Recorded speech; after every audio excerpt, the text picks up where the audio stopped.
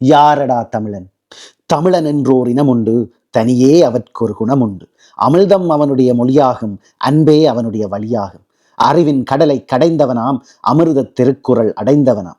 பொறியின் ஆசையை குறைத்திடவே பொருந்திய நூல்கள் உரைத்திடுவான். கலைகள் யாவினும் வல்லவனாம், கற்றவர் எவர்க்கும் நல்லவனாம்.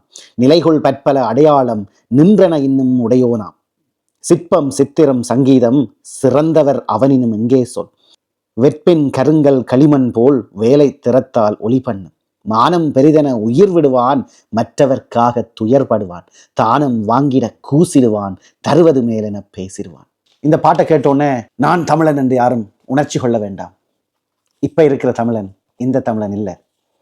இப்ப இருக்கிற தமிழன் எப்படி என்றா, சாதியாகவும் மதமாகவும் பிரிந்து எங்க என்ன நடந்தாலும் அது அவனுக்கு நடக்குது எனக்கில்லை என்று எந்த வருத்தமும் கோபமும் கொள்ளாத ஒரு கூட்டம். உன்னோட முன்னோர் கட்டின தஞ்சை பெருவுடையார் கோயிலையே இன்னொரு நாட்டவன் வந்து அது உன்னுடையதுதான் என்று சொல்ல வேண்டிய நிலையில் உள்ள ஒரு கூட்டம். உன்னோட திருக்குறளை பதிவேற்றம் செய்ய இன்னொரு நாட்டுக்காரன் வந்து சொல்லும் வரை காத்திருக்கிற ஒரு கூட்டம். நீ வாழ்வதற்காக, உன் இனம் உன் மொழி வாழ்வதற்காக உயிர் நீத்த தியாகிகள், போராளிகளை மறந்து கடந்து செல்லும் ஒரு அற்ப கூட்டம்.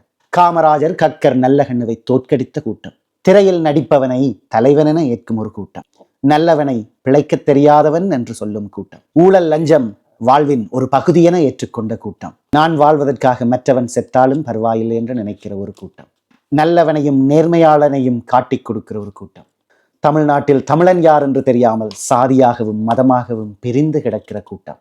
தமிழனுக்கு தமிழனையும் தெரியாது, தமிழும் தெரியாது. அதுதான் தமிழனின் இன்றைய நிலை.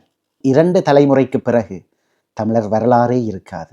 நாம் வியந்து பார்க்கிற பிரிட்டனிலும் அமெரிக்காவிலும் பெண்களுக்கு வாக்குரிமையே இல்லாத காலத்திலும் ஒரு பெண் அரசு சபைக்கு சென்று தன்னுடைய நியாயத்தை நிலைநாட்டக்கூடிய நிலையில் எமது தமிழ் இருந்தது. அதுதான் எம் பாட்டி கண்ணகி. ஒரு பெண்ணால் அரசனை எதிர்த்து அவனுடைய அரசு சபையிலேயே பேச முடிந்தது.